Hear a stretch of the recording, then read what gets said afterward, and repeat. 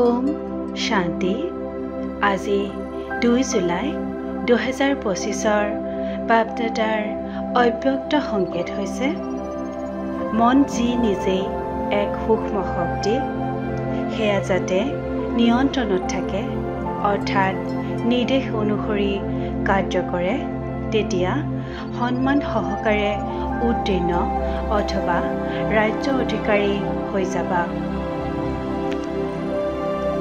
সংকল্প শক্তি জমা কৰিবলৈ যি ভাবা সেয়াই কৰা।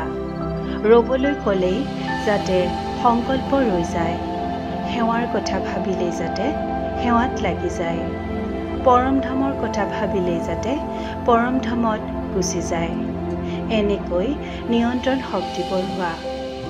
ওম শান্তি।